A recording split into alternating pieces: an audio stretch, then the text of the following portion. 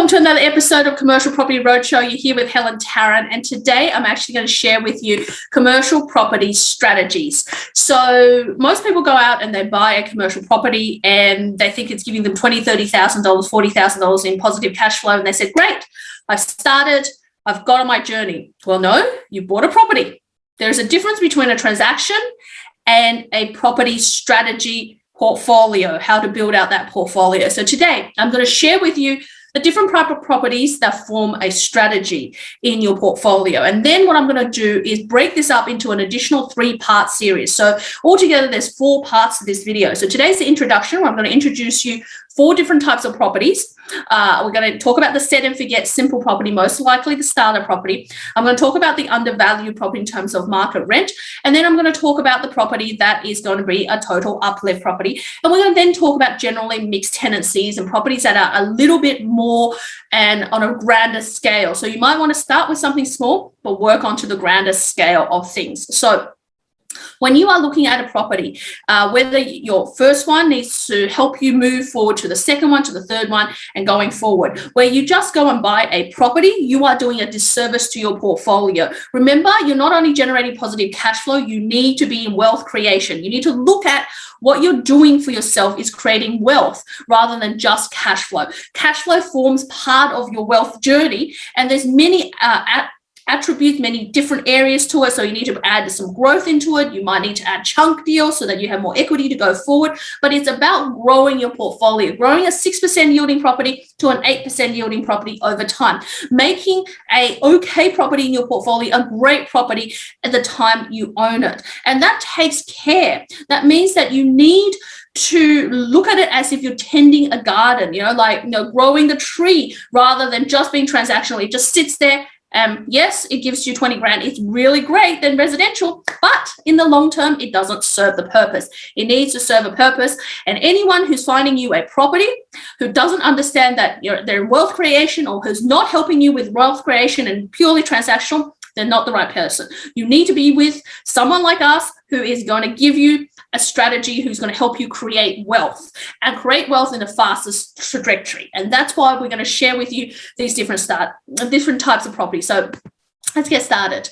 So when we look at the first property is typically what we would look at as a set and forget type of property. And for someone starting out, this is the absolute first type of property. You can see that this is properties in Robina. So this is in the Gold Coast.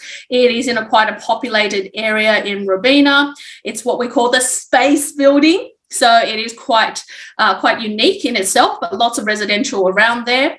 It's a very simple NDIS children's allied health tenant. So very solid tenant. It's yielding 6%. It is going to give you somewhere around $30,000 in positive cash flow once you buy the property. And for most people, that's great and that's it. But really, for someone who is a strategist, someone who's looking at a property portfolio, they need to look further than that. So inspiring choice for kids, 130 square meters, net lettable area. This is a property under contract with one of our clients, and commercial zoning, 3 car spaces, pretty property, right? It is a very simple set and forget. And if you're starting out and you're looking for something set and forget, gives you instant cash flow, this is the property for you. This is the property that is going to be simple, headache-free, giving you the cash flow, easy to re-tenant, easy property to hold on to. And really, it's something that you start out, help you to understand the commercial property world, transactions, and then you move on from there and you do something slightly more. Right? You can start and use any of the property deals that I'm showing you today, but normally when we start the process, we start here. So net lettable area, easy tenancies, it's ground floor, so it's a whole host of tenants, especially NDIS, medical, allied health, professional tenants, government tenants. We've got open spaces, we've got workrooms, workspaces, and we've got floor plans here, reception, waiting, play area. So this is what the property is. So the property is really, really simple. There's not really much to it. And when you start out, this is the type of property you may want to start out for you to understand how the transactions work. Now, next up, when you're looking at what potentially is the next deal, we could be looking at a property that maybe a little bit under market value. So this is also simple for the busy professional who's looking to start and looking at to be able to grow their portfolio, but don't really have a lot of time to work on their deal. So they don't want to do a total uplift. So this is a very simple, nice property. Nothing to do to the property. It's got an office space down the bottom, mezzanine floor above. Really great. You can, have it's already split into 2 tenancies. It's in a major industrial hub. 588 square meters, 294 on each side. Really nice tenants, right? 2 tenants divided into 2, 8 car spaces. Got all of the stuff, really easy to tenant, simple property. Now, what you look at this is that one of the tenants in this, what they don't tell you is you've got, the spaces, and it's a 1-page brochure. But what they don't tell you is one of the tenants is paying on market rent and with the outgoings. So net rent plus outgoings. The other tenant is paying no outgoings, and they're a not-for-profit. A not-for-profit tenant tend to pay a much lower rent. And therefore, you're not getting the market value on that property. So the idea of that property is to actually buy the property with a lower yield, which will probably be about 5%, so it's below market yield. But the idea is you'll swap out that tenant, put a new tenant in at market rent, and therefore then go from a 5% to a 7%, which means you sit 1.5% above market, and then that's how you get the equity uplift. You refinance that once you've got both tenants in place, and that might be potentially give you another extra $150,000 in the transaction.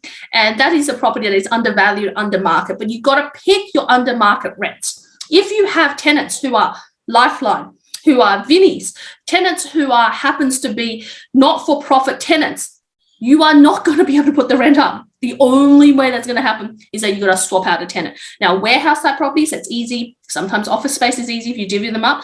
Sometimes if you can, separate retail spaces, that can also work. But you are not going to be able to go to them and say, hey, this year you've got to pay 30% more in rent just because that is market rent. They're just not that type of tenant. So if any agent's selling you under market properties and they happen to be allied health tenants, great, you can do that.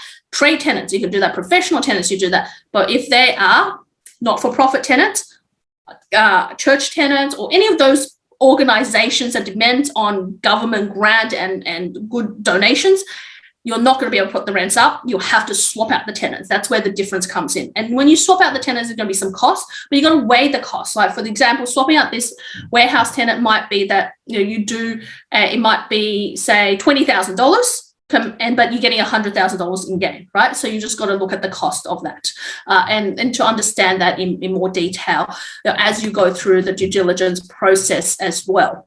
So when you look at the property is a property in Townsville, so it's in Hermit Park. And the reason I want to share with you this property is because this property is a total uplift.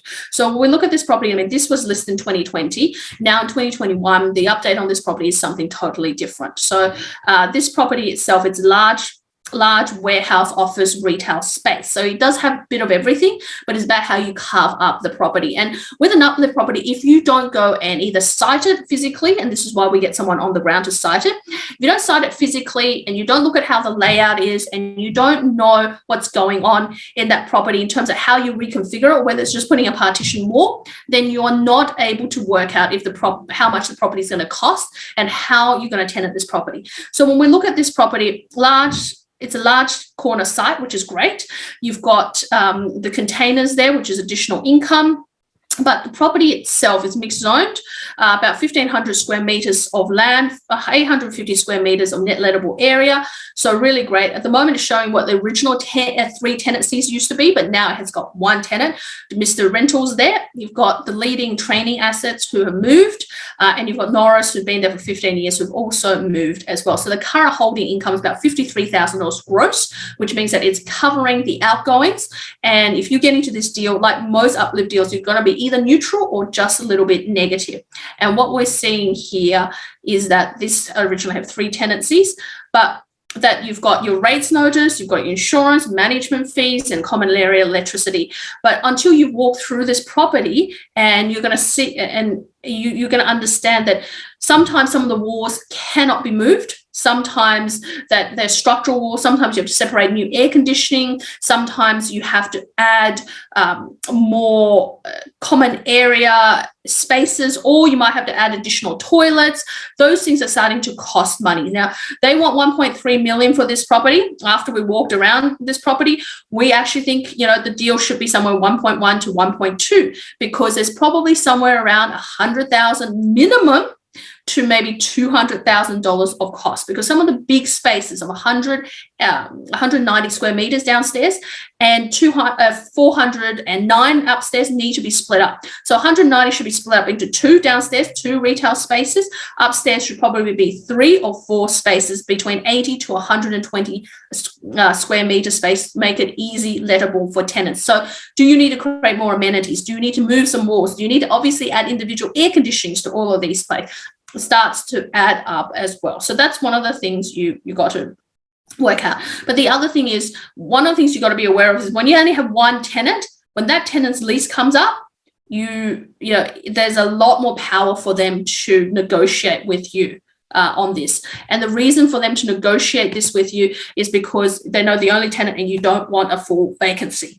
And so you have a timing issue where you got to put new tenants in as these leases come up. So, I mean, if you're part of our sourcing client and sourcing program and you're part of our mentoring program, we're going to mentor you through all of this. We're going to help you understand how to do an uplift, fundamentally different from doing a set and forget. And that's why you need to actually have the expertise. And that's why we're one of the foremost commercial property buyers agents in Australia, is because we actually understand strategy. We understand how to help you with an uplift, how to mentor you through it, what to do, what not to do. And we help you pick the deals. Like, we're comparing this deal with a deal in Brisbane, which we're also seeing tomorrow.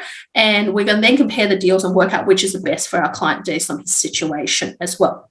So ultimately, when we're looking at other deals, you might want to start out with a deal like that in Robina and end up with a deal like this in Gordon Vale. Now, this deal was done a couple of years ago. It is an older style arcade, but it's a multi-tenanted arcade property. And this property is just outside of Cairns, and you can see that it is a large footprint.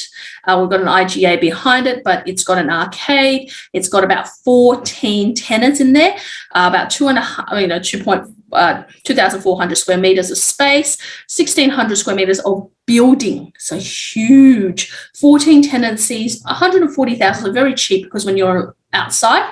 And I always say that in a recession, what you'll find, or any downturn or any changes in the market, you'll find that the lowest denominator with a property means that everything gets tenanted. And this property, every time they have a vacancy, it gets tenanted straight away because they're cheap. And, you know, any tenant can afford anywhere from $10,000 to $15,000 for rent when they're starting out. So they have Vinnies there, they've got trolley carts, they've got a physio, they've got a tarot reading lady, there's all sorts of things. I mean, it was asking 1.45 because it's 9.7% yield, but we did this a couple of years ago. So, you know, back then the yields there are about 10%, but right now the yield in that area is about 7%. So that's how much it's compressed in the last 2 years. But just sort of show you sort of some examples of it. That is sort of all the shops there. Right. And obviously during that time, we've renewed the leases, they've held it, but look at all of that. Now, to line up all the ducks, there's a lot of moving pieces. And when you look at this, you've got council rates, you've got land tax, you've got electricity, insurance, common area cleaning, garden care, repairs and maintenance, management fees. There's a lot of outgoings on that property. Right. And it is not for the faint-hearted. If you don't know how to do your first property, you don't know how to do your uplift property, you don't know how to do multi-tenancies, this kind of deal can be quite challenging. And this is also why, and there's also one residence up there as well, just to throw it in the mix. And this is why it's important to start at the beginning, build a strategy so that you totally understand where you can start and where you end up and how you get from the one property to the second property to the third property and really build out that portfolio. Strategy is paramount when you're looking at commercial property. Cash flow is great, but you got to know how you're on a trajectory to continue to get cash flow, continue to draw down on equity, and continue to grow your portfolio. So if that is what you're looking for, and in the next few videos, we're going to drill down really deep into each of the properties. If that's what you're looking for, then I suggest you reach out to us, Helen at commercialpropertycashflow.com.au, or simply go to helentarrant.com. Find out all about what we do, how we can help you, jump on a strategy call. Let us build out a strategy for you before you implement. And this way, you know how soon you can get to your retirement goal. And I can guarantee you it's probably sooner than you think if implemented the right way. So until next time, leave me a comment. Let me know if there's any additional topics in commercial property you want me to cover. And don't stop hunting. And I look forward to speaking to you on a strategy call. Bye for now.